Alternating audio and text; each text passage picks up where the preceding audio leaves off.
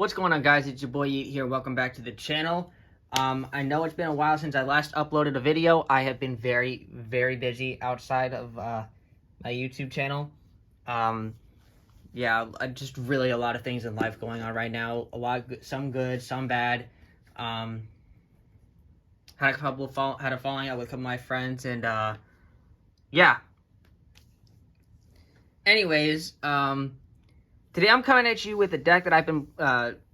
It's not like I haven't stopped playing Yu-Gi-Oh though either. I just haven't had enough time to do content.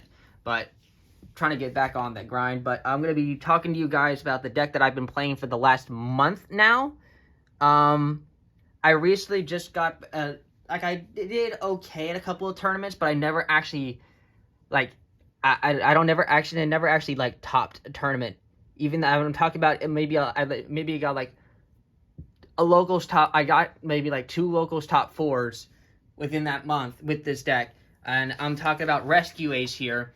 And I because it was the deck I was most familiar with at the moment for this format, I took it to my unmatched Nats invite. My Nats invite. It was held at Unmatched Gaming, which is my locals. There were 6 rounds of Swiss, and long story short, I did not get my Nats invite with this deck, but I'm going to be showcasing you the deck, and it's literally, this is most likely going to be the last time y'all going to see Rescue Ace on this channel, because I seriously hate how this deck plays. I don't like it. I played it because it was a deck that I had access to, because I was like, maybe I'll try this deck out. It's like, because my friend wanted my Vanquish Soul deck, and he offered me his Rescue Ace deck, and I was like, you know what, sure. I never even got a chance to play Vanquish Soul, but I had the stuff for it, was going to think about playing it. Was like, he wants this deck? Sure, I'll try Rescue Ace. I really just wanted to try a new deck out. I don't like this deck at all. Like, I know how it plays because I've been playing for a month, but I hate how this deck plays. It's not my play style. But I'm going to talk about my matchups, and I'm going to show you the deck that I did play, card for card, matching the deck list that, like, literally the deck list I played. Round 1 was against Branded Resonator Synchro package with, like, a couple of actual branded fusion monsters. Like, I remember him playing Branded and White with Albion in there. It was against John Alameda, and that resulted in a 0-2. I legit lost 2 games in a row. Game 1... Game 1 was a very long first duel. We literally had 10 minutes to play Game 2 and side, and I lost Game 2 because my opponent went first and ended up on Chaos Angel and Quem. And I literally had Super Poly in my hand, and I had a Fire Hydrant, Turbulence, and two Alert and Rescue. I literally had nothing to go for, and I couldn't Super Poly weight anything. And as soon as I started going off with my Fire and Rescue, my plays for the Fire Hydrant, I was like, okay, Fire Hydrant, normal summon, because I had to. Normal summon, effect add Preventer, link away Fire Hydrant, make Link Karibo, banish the Fire Hydrant, summon Preventer. I was like, what am I doing? And then literally time was called, and I lost straight up because of that. So I couldn't do anything, and resulted in really a loss that whole game 2, because we couldn't even have a game 2 fully done. Again, round 2, I played against a friend of mine. His name is Jesse Cole. He played Branded Chimera. I too won that. Was a close game 3. Honestly, was a blur, and can't remember if there was anything I couldn't have done differently. It was just like Branded Chimera stuff. I do remember that now that I'm like talking about it, I do remember that the Illusionist Chimera, the 31 one, where you can use Chimera, the King of Mythical Beasts, plus any number of illusion monsters, gave me a little bit of trouble. I ain't gonna lie. Round 3 was against actually my first female opponent. I don't know how I never ran into a female Yu-Gi-Oh opponent, but she came to this one. Her name was Lexi Hart. She played Labyrinth Furniture. She straight up, for someone who claimed she didn't play that deck that often, I got my behind handed to me. And I did have access. By the way, when I say I had access to a bunch of other decks aside from Rescuers to play, I do have a bunch of other decks. But I decided to play this one deck for a whole month simply just so I could like see if I could get better with just one good deck. And honestly, game one, I got outplayed. My opponent had very good hands, utilized the draw phase effectively to play around any interruptions that I had causing my downfall. And game two, my hand was just like, all right, bet. I just had to play. I drew the level 7 RA Rescue Ace. I think that's Engine, I believe. Anyways, I drew that in game two, and I literally had what? I don't even have my hand written down here, but I just know was a hand that I was like emptied out very quick, and it was, downhill for there because she just powered through with like Daruma Cannon and everything else. And then after that, I made a side note that if I lost one more game, I could not top.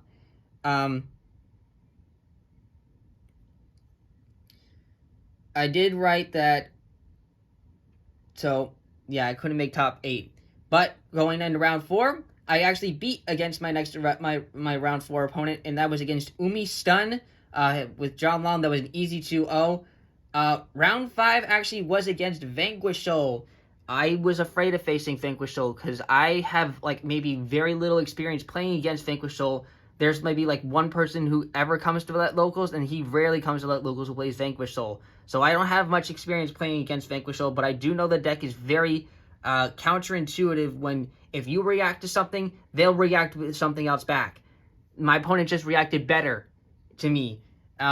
It was a 0-2 against Vanquish Soul. However, my opponent gave me the victory, even though I had technically lost both games, because he had only one win throughout the day. And I was like, so this guy had one win throughout the day, and I still lost to Vanquish Soul, which kind of got me in a little bit like infuriated. But he still gave me the win because I at least had a chance at topping because he was not.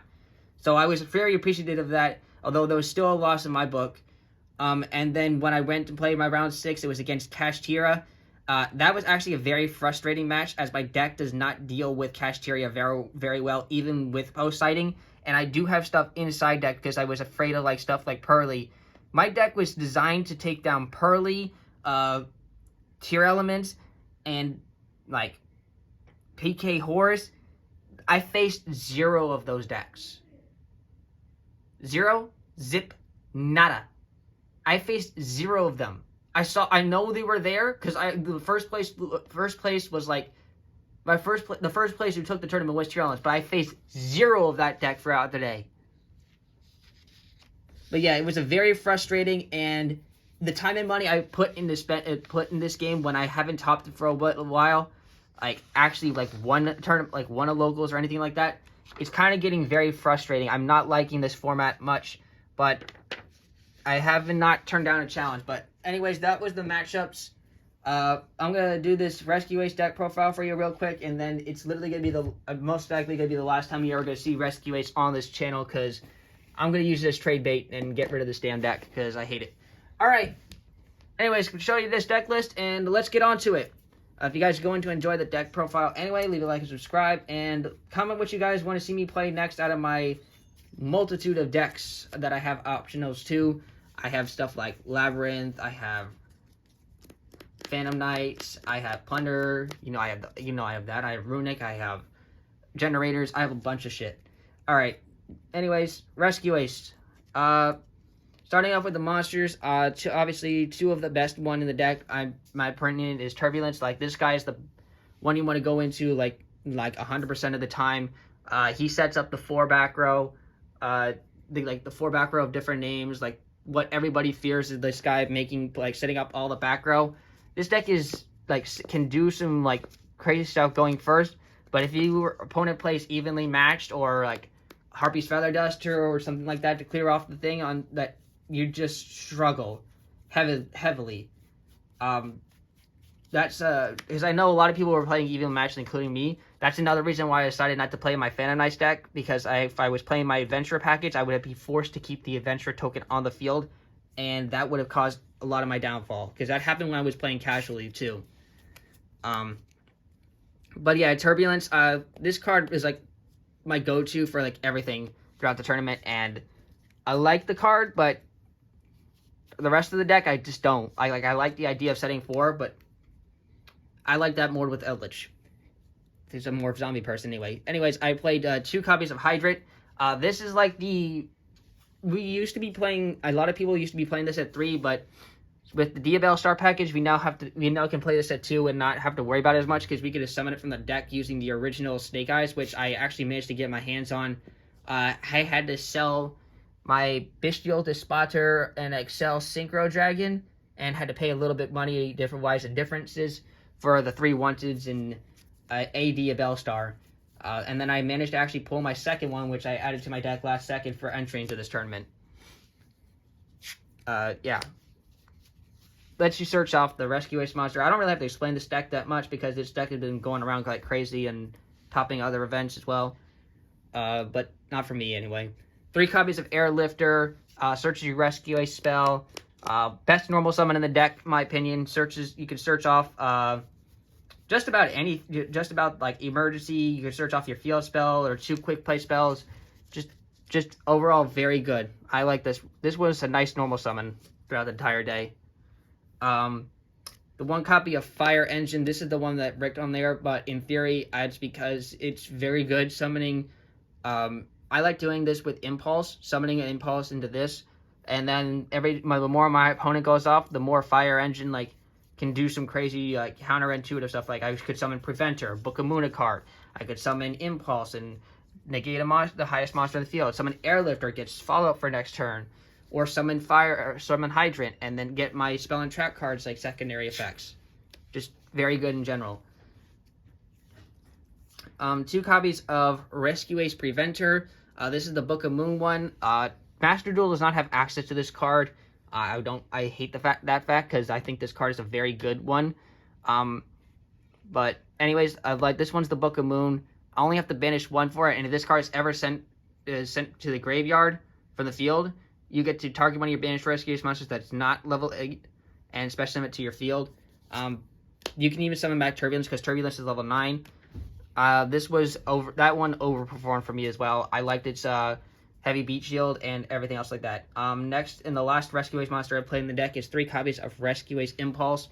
Rescue Ace Impulse, I know a lot of people say this card is not great at 3, but for my specific version, I wanted to play 3 because honestly, I like summoning out and doing interruptions with like Preventer, Engine, and even getting off like Turbulence if my opponent was counter-reacting stuff. Also, there's a card in my extra deck that I literally have to make using 2 warriors with different names, which is a new card I had to get my hands on. And I like it a lot, actually. In theory, it was great in testing and throughout the rest of the entire month, but ironically, it came out like 0 times throughout this entire tournament. But that's the fusion monster we'll get into in the extra deck. That's all for the Rescue Ace monsters. The other monsters we play in this deck, obviously, is 2 copies of the new Diabell Star, the Black Witch. This card overperformed for me. I freaking love the fact that you don't even have to, like, Griffin, like, it's just, like, this in Nemseti, you just pitch. Or, like, Nemseti would pitch another card to get King Sarcophagus. You pitch a card from your hand, you summon Diabell Star. Like, you don't even have reveal or activate in hand. You just pitch, gone, summon to the field. And then you get to set a Sinful Spoil spell or trap face down. If it's a quick play spell, you cannot activate at the same turn it's set. I learned that the hard way when I first started playing this deck throughout the month. Even though I only had 1 Diabell Star back then. And yeah, I love this engine. I like this engine, and going forward, I don't think I'm going to get rid of this engine at all. I like this engine way too much. I might just get rid of Rescue Ace itself, but keep like the Diabell Star stuff. Then hand traps wise, I played 2 Ash Blossom and Joyous Spring and 2 Effect Veiler in the main deck. I didn't want to play 3 of each because I actually wanted to have a decently balanced. And when I had to cut this deck down because it was like 45 at the time, even though I ended around like 43, I still feel like though I would made the right decision playing 2 and 2 because I also played 2 other like trap cards going like a lot of going second stuff. Because I didn't really think it was more of a hand trap or more of a board breaker. I think it's very like mid right now on both. That's all for monsters. We played 19 monsters. Onto the spells. We have one copy of Reinforcing the Army. This searches literally our rescue AS airlifter to get into our plays. 3 copies of Emergency, the best rescue A spell card in my opinion. This is also not in Master Duel, and I hate that. But this is a very good card as well. Being able to summon any rescue ace monster from your deck and then having to tribute a rescue ace monster is very good. Like, you can even, if you don't have another rescue ace monster to tribute, that's fine, because you could still summon and then tribute that same rescue ace monster, which is what I had to do sometimes for Preventer. Yeah. Very good. Next, this is a card that I know people are going to say, why are you playing this at 2? And you only need to play 1. And that's 2 copies of the field spell, which is Rescue Ace HQ. So here's my game thing is on this. So when I was playing this throughout the month, a couple of times I got Cosmic Cyclone on my Rescue Ace HQ. And the second I even placed it down on the field, it was getting destroyed, and I hated that because I couldn't have no way of getting my Rescue Ace, my HQ back to my hand. So I was like, you know what, I need to bump this up to 2 because it can recycle itself. So if it gets banished with Cosmic Cyclone or gets sent to the graveyard when you're playing against your elements and you get the second one in your hand, you can use the second one to get the first one back into your deck in case you either really loses. And in the grind matchup, having 2 of them was absolutely crucial. And throughout the month, how I ended up with the top 4 was when I played against a Runic player. I was lucky enough to have both my HQs in my hand, and I managed to win because I just outvalued them with my HQs. So playing 2 of that was a no-brainer for me.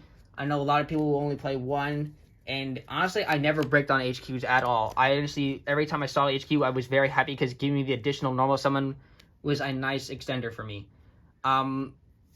Obviously, 1 of each of the quick play spells, 1 rescue and 1 alert. Both of them were very good. Obviously, they're standard. Alert adds back. If you have Hydrant, you get to add it from deck to your hand. Rescue summons rescue from your graveyard. And if you have Hydrant, you summon from your opponents. Other cards we played quick play spell wise, we played our Super Polymerization, which is another board breaker I decided to play for this format. Yeah, Super Poly I just thought was very good going into this because with every single deck running right now it has a very hard Super Polymerization lost to. If you play against your elements, they fold from Dracostapelia, or if you even side decked your own Rukalos, you could technically make it with when they summon their Rhinoheart and another Aqua Monster. Yeah, I think Super Polymerization was a very good call for this format, and going forward, I still think it is. It's just too much to go good. If you go against SP Little Knight, you can use this to make the other fusion monster, which had came up for me a bunch of times throughout the month. But like I said, I actually didn't face. It didn't actually come up for me when I was playing in the tournament. But otherwise, otherwise it did. Then of course 3 wanted Seeker of Sinful Spoils. I was lucky enough to get this. Ironically, up until the tournament yesterday, I had, and the locals before that, I didn't have access to my wanted Seeker Spoils. I had original Sinful Spoils and Dia Bellstar, but not my original my wanted Seeker of Sinful Spoils.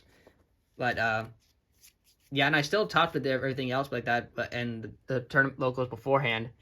But for that tournament, I finally had gotten to see how Wanted loved. I love this card. I loved Wanted throughout the entire tournament. It was a very good card. The 1 copy of original Sinful Spoil Snake Eyes. This helps you get out your Hydrant. You always summon the Dia Bellstar. You set this and you sack the Dia Bellstar to get your Hydrant off plays. You didn't even keep Dia Bellstar on the field. It was just utility for refueling and stuff. And then finally I rounded it off with 2 Prosperities. Because I wanted to see Axis in a good engine. I could have played a 3rd, but I thought 2 was just perfect for me because I didn't I wanted to keep it out a pretty even deck. That's all for spells. Onto the traps. 1 Contain, 1 Extinguish, and the one that people say that is not good but came up for me a lot was Reinforce. Throughout the entire tournament today, including against Vanquish Soul, every time that they try to board clear me, like a lot of people were trying to play like, uh, hell, I even got Raigeki'd against the Umi player, and I straight up just went reinforce, target my turbulence, and he was like, yeah, next game. Because this card came up for me a bunch of times. So I actually think that, and the 1500 power up boost gave me some extra attack as well. So I think reinforce is a very good card, and having getting against the tier elements matchup. Throughout the month, I banished it and got myself a rescue away spell from the graveyard when I was playing their character, because they milled it to the graveyard. So it's really nice in the tier in that matchup. The last 2 cards I play in the main deck are 2 copies of Infinite Impermanence and 2 copies of Evenly Matched.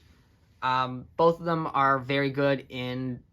This is what the other 2 I won is wise, because I wanted to have like a good, again, a balance of going second and going first cards. That's it for the main deck. I'm going to zoom out here a little bit. And now I'm going to talk to you guys about my extra deck. And then I'll go into my side. So first off, I'm going to go in like this is like type of monsters. And I'll explain to you why I played what. So Underworld Goddess of the Closed World. I had this in here because I was afraid of the Rogue Mikanko deck going around now. And this deck, this card does really well against Mikanko. Plus, I also didn't know if I wanted to play like Appaloosa or anything else like that, so I was just like, heck with it. I've been playing Underworld Goddess. I had Underworld Goddess in this the entire time, the entire month. Like, this extra deck didn't change much except for the fusion package throughout the month. The fusion package, I slowly got myself Guilty Gear free until it was just the other 3, and I was playing another. I was playing Singularity instead. Firewall Dragon Singularity, the Link 6. So yeah, Axis Code Talker, 1 copy of Decode Talker, Heat Soul. This card is actually really easy to make in this deck, and that's when you just use your, you have your Proxy F Magician and your Link Karibo, or your IP Masquerader in Link Karibo. 2 monsters with, 2 Cyberse monsters with different attributes. So I really had to use the Proxy F Magician to make it. But yeah, still ended up making it. Still thought it was really, really good. I made it like twice throughout the month. Both times I made it was very good. Nightmare Phoenix, Hita, the Fire Charmer. This card was like my go-to in the extra deck. I made this card like every single freaking time. Honestly, I wish I had played more of it, because it was the one card that came up for me like all the time. SP Little Knight. I made this card twice throughout the tournament. Honestly, this deck is so like slow when it just sets up the back row. Like, I couldn't even make cards in my extra deck that much when I wanted to, because this deck was just like getting hit, or I was always just setting 4 and not having enough gas to keep going. So that's why it's another reason it's on my play style. Proxy F Magician, obviously this helps make you fusion monsters if you don't have super polymerization for yourself. It's like your walking polymerization. IP Masquerena and Link Karibo to round up for the Link monsters. That's all the Link monsters we play in the extra deck. For the Xyz monsters, we played 1 copy of Super Sky Slayer Typhon, the Sky Crisis, and 1 copy of Abyss Dweller. This card overperformed for me. I made this like, I want to say every single game, really, because it came up at least once out of all my rounds for playing out of the best of 3s. It came up for me at least once. Dweller, I didn't get a chance to make this card a single time. I had no time in my entire thing where I had 2 airlifters on the field to make this. But I was so afraid of tier elements that I just had this card in my deck, because I was like, I need something to do against tier elements.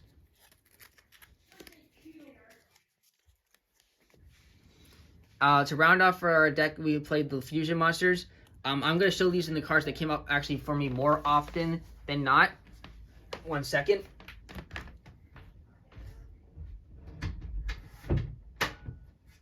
Sorry, there's a lot of chatter in my house. Sorry, back to the deck profile. 1 copy of Mud Dragon. This card came up for me, and Garua came up for me like all the time. These were my main super poly targets. And then the last 2 I had in here as like theory, because some of the matchups these would have been very super good in. Guilty Gearfried, the Magical Steel Knight. This card is what you play against like any like warrior deck. If you're playing against SP Little Knight, and you summon your own Rescue Ace Fire Airlifter, you go Super Poly with that Airlifter and your opponent's SP Little Knight, and you make this, and it's just extremely well.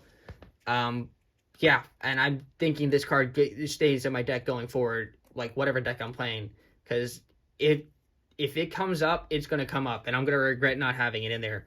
And the last card I had in here was Dragon Knight Draco Equeast. If I'm facing against Vanadium, and they make the Dragon Synchro monster, or against Red Dragon Archfiend, I was like, that normal summon Airlifter and Super Polymerization that in a way and make Draco Equeast. I always had Draco Equeast in the deck, and then Magical Steel Knight was an addition late on. But that's it for the extra deck. And then finally the side deck. I sided an extra deck monster, and that was Gaga Cowboy. Money pointed in there for time. Again, hardly had a time to make a level 4 Xyz monster, because again, the only level 4s I played in my deck was my Airlifter, and everyone told me that Monitor was bad, but I missed another level 4 so bad. One copy of Fire Attacker. I wanted this in there for especially going second, so I can draw into my hand traps more when my opponent did stuff. That's another reason why I did Impulse. Anytime I went second, or I knew I was going to end up going second, I always took out Engine and put in Fire Attacker. One copy of Harvey's Feather Duster to clear against back row. One Druid Squirm to face against those those other decks. And then since I was really scared of the Pearly and Tier matchup, I also played 2 DD Crow. In hindsight, people could have told me that I play more Druid Squirm, and I could have, but I wanted to have some whole negation things. If there's some cards in there against the Horse or against the Pearly spell cards that Crow could have hit, that Bestial Despotter could not. Not Despotter. Druid Swarm, excuse me. 3 Drone Blackbird. I think this is a really good hand trap going in this format. I don't think I should have sided this card, main deck this card. I think side decking it the entire tournament was the correct play, because if I added in the main deck, there were some matchups that I just couldn't use this against. Against the Labyrinth, if I main decked this card, would have been useless. Ash Blossom was more impactful in that matchup. 3 copies of Nibiru, the Primal Being. I sided this in against Cash Tier, and my guy completely played around it. He never once made more than 5. He was a very good Cash Tier player, honestly. And then the last card was 3 Book of Moon. I think Book of Moon was a very good side deck card against. It could have come up during the Cash Tier matchup if I had drawn it. Overall though, throughout the rest of the whole month, this Book of Moon overperformed. It helped me crush Pearly a bunch of times. Yeah, and that's it for the deck profile, guys. If you guys enjoy the deck, leave a like and subscribe. I hope you guys enjoy it while it lasted, because this is the last time y'all are going to see Rescue Ace on this channel, because, like I said, I don't like the deck. But that's my result. That was the deck I played, and Ziabui signing out. Peace.